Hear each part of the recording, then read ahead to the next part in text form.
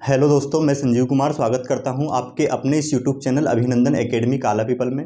आज से हम इसमें एक नई जर्नी स्टार्ट करने जा रहे हैं जिसमें कि हम पढ़ेंगे इंग्लिश। आप अगर किसी भी एग्ज़ाम की तैयारी कर रहे हैं, स्टेट लेवल हो, सेंटर लेवल की हो, जिसमें कि इंग्लिश आती है, तो उसके लिए हम बिल्कुल जीरो लेवल से, जो हिंदी मीडियम के छात्र होते हैं जिनकी कि इंग्लिश थोड़ी वीक होती है, उनके लिए बिल्कुल बेसिक से जीरो लेवल से, ये मान के चले जीरो से भी माइनस से हम ये क्लास स्टार्ट कर रहे हैं, जिसमें कि इंग्लिश आप सभी अपनी इंग्लिश बेहतर कर सकते हैं।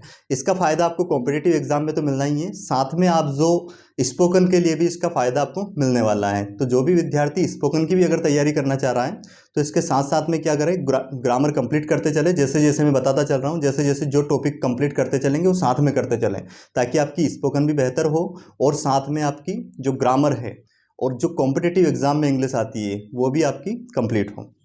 तो शुरू कर रहे हैं हम इंग्लिश। सबसे पहले हम देखेंगे इसका बेसिक से, जो हमारी अल्फ़ाबेट टेबल होती है उसमें टोटल कितने लेटर होते हैं। लेटर्स की अगर हम बात करें तो वो होते हैं 26 लेटर। और किसी भी लैंग्वेज की जो सबसे छोटी यूनिट होती है, उसकी जो सबसे छोटी इकाई होती है, वो होती है उसके लेटर, उसके जो वर्ण होते हैं, हिंदी में हम बात करें तो इसमें 26 लेटर होते हैं और इन 26 लेटर को दो भागों में बांटा जाता है। फर्स्ट हो जाता है इसका क्या,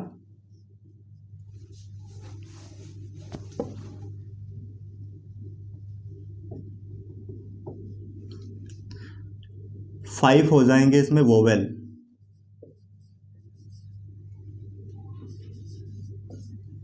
और बाकी 21 हो जाएंगे इसमें क्या, consonant.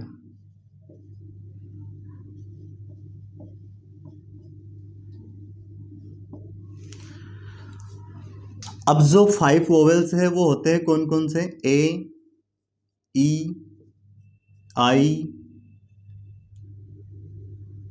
A, E, I, O, you. इनको हिंदी में स्वर बोला जाता है। उसके बाद अगर हम बात करें कॉन्सोनेंट जो होते हैं, ये 21 होते हैं, 21 होते हैं। कौन कौन से हो जाएंगे, जो बाकी के शेष बच गए, जैसे कि B, C, D, F, G, H, J, K, L, M, N, P, Q, R, S, T, V, W, X, Y, Z. ये कितने हो गए टोटल, 21 कॉन्सोनेंट हो गए, जिनको हम बोलते हैं व्यंजन। अब ये जो लेटर होते हैं, इन लेटर से मिलके बनता है वर्ड, जिसको हम बोलते हैं शब्द। लेटर से मिलके क्या बनता है, वर्ड। तो हम वर्ड किसे कहते हैं, सबसे पहले उसकी डेफिनेशन समझते हैं। अगर हम बात करें इसको हिंदी में बताना चाहें, जो वर्ड की परिभाषा, तो जो लेटर होते हैं, अक्षरों के समूह को हम क्या कहते हैं, शब्द कहते हैं। अक्षरों के समूह से, और ऐसा समूह जो एक मीनिंग दे हमें, जिसका एक क्या निकले, अर्थ निकले। अक्षरों का एक ऐसा समूह जो मीनिंगफुल हो, है ना, जो इसका अर्थ निकले, उसे हम क्या बोलेंगे, शब्द कहते हैं। अगर इंग्लिश में इसकी परिभाषा की हम बात करें, डेफिनेशन की, वर्ड की, कि वर्ड क्या होता है,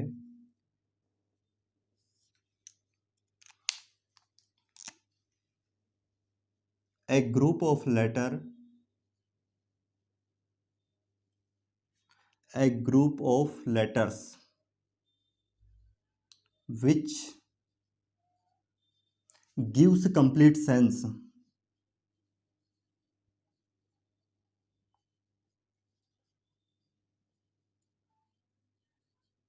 which gives complete sense is called word।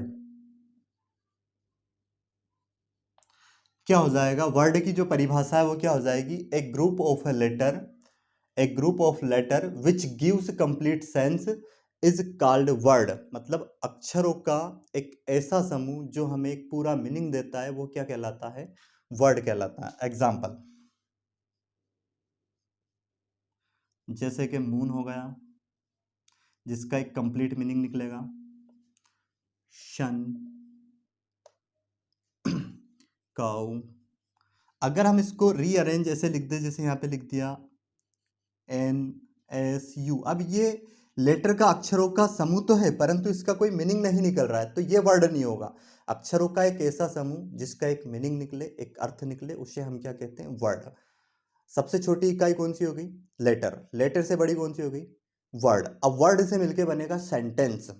तो हम देखते हैं सेंटेंस की परिभाषा, जिसको हिंदी में क्या बोला जाता है? वाक्य।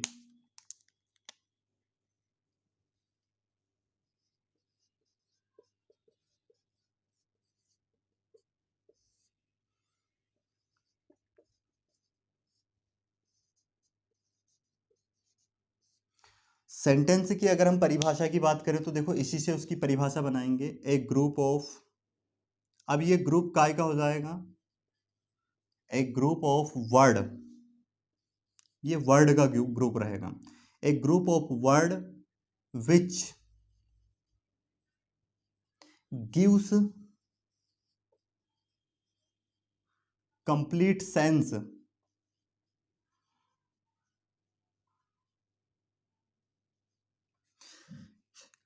which gives complete sense and grammatically correct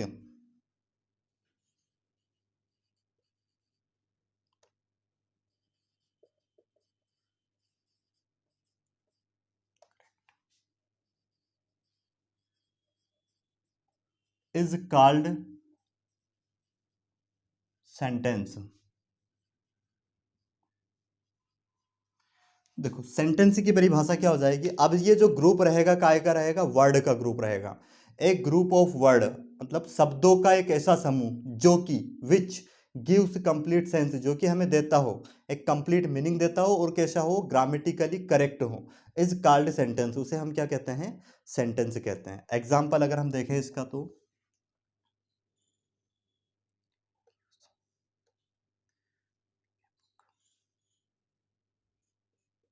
he gives me a book. He gives me a book. अब देखो इसमें क्या है? ये क्या होगा? सब्जेक्ट। ये क्या होगा? इसकी वर्ब हो गई और वर्ब की फर्स्ट फॉर्म में ईएस लगा है। ये हो गया ऑब्जेक्ट। ए क्या हो गया? आर्टिकल। बुक क्या हो गया यहाँ पे? नाउन। अब यहाँ पे अगर हम बात करें इसकी तो ये क्या है? ग्रामेटिकली करेक्ट भी है। अब ग्रामेटिकली करेक्ट का मतलब हम पार्ट्स ऑफ स्पीच को पढ़ेंगे। पार्ट्स ऑफ स्पीच नो होती है, अभी समझेंगे उसके बारे में।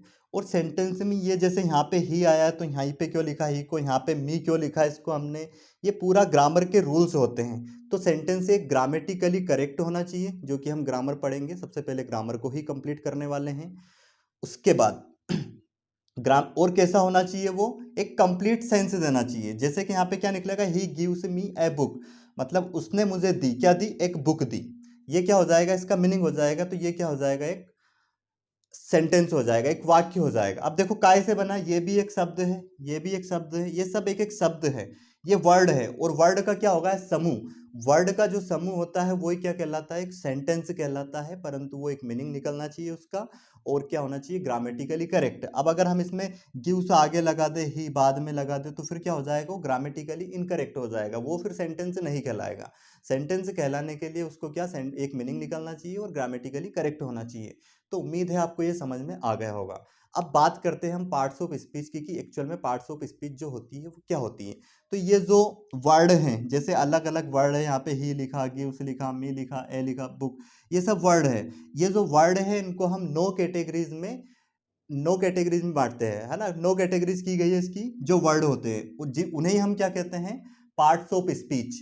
किन्हें कहते हैं? Parts of speech. जो वर्ड होता है, word are categorised in 9 parts is called parts of speech. उन्हें क्या कहेंगे हम? पार्ट्स ऑफ स्पीच कहते हैं। तो आप पहले इसका स्क्रीनशॉट ले लीजिए और ये चीजें नोट कर लीजिए, फिर हम देखेंगे पार्ट्स ऑफ स्पीच।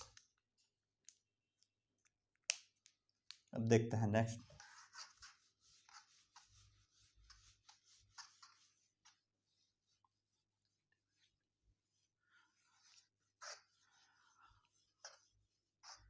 अब हम बात करते हैं पार्ट्स ऑफ स्पीच की। क्या है? Words are categorised 9 parts of speech. और ये इंग्लिश ग्रामर सीखने के लिए, स्पोकन सीखने के लिए मोस्ट इंपॉर्टेंट है। ये जो 9 पार्ट्स ऑफ स्पीच है, इन पे अपनी कमांड होना बहुत ज़्यादा ज़रूरी है। अगर हम इंग्लिश सीख रहे हैं तो किसी भी कॉम्पिटिटिव की तैयारी कर रहे हैं या फिर हम बेसिक इंग्लिश लैंग्वेज सीखना चाह रहे हैं, तो ये जो पार्ट्स ऑफ स्पीच है इस पे कमांड होना बहुत ज़्यादा ज़रूरी है। तो सबसे पहले हम समझते हैं इनको कि कौन कौन सी होती है parts of speech. Parts of speech,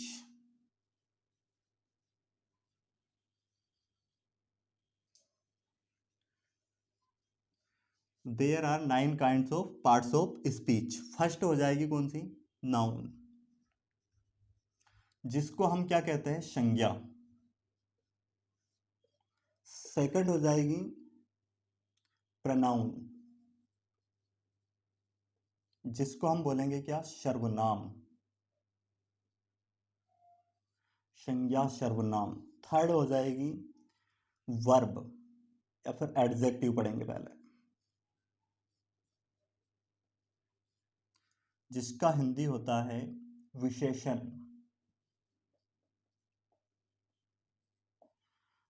fourth हो जाएगा यहाँ पे वर्ब, जिसको हम बोलेंगे क्रिया। फिफ्थ हो जाएगा एडवर्ब, जिसका क्या होगा मीनिंग, क्रिया विशेषण।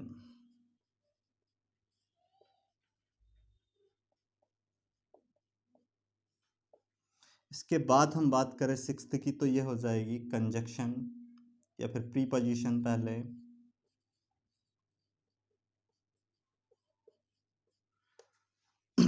संबंध सूचक।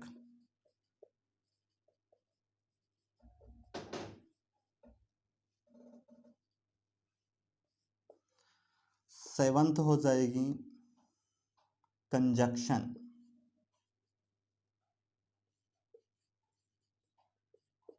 जिसको बोलते हैं संयोजक।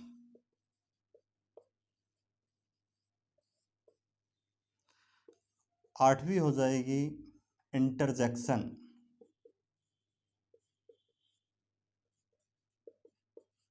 जिसको हम बोलेंगे विस्मयादि बोधक।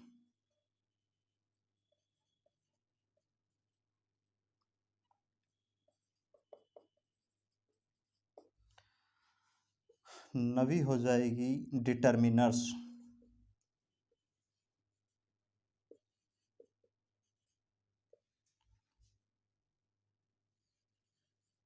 तो ऐसे करके कितनी 9 पार्ट्स ऑफ स्पीच है, जिसको हम बहुत सिस्टमेटिक तरीके से पढ़ने वाले हैं। तो आज की क्लास हमारी सिर्फ इंट्रो क्लास थी, जिसमें कि हमने समझा है बेसिक इंग्लिश का कि टोटल उसमें कितने लेटर होते हैं, उसको कितने भाग में बांटा गया है। जो लेटर होते हैं वो किसी भी लैंग्वेज की सबसे छोटी इकाई होती है। उसके बाद लेटर से मिलके क्या बनता है, वर्ड, लेटर मैक्स और वर्ड। उसके बाद वर्ड से मिलके क्या बनता है, सेंटेंस। और फिर सेंटेंस में जो वर्ड होते हैं उनको कितनी कैटेगरीज में बांटा गया है, आठ, नो में। तो नो क्या हो जाएंगे वो, जिनको हम क्या कहते हैं, पार्ट्स ऑफ स्पीच। तो 9 पार्ट्स ऑफ स्पीच आपके सामने लिखी हुई है।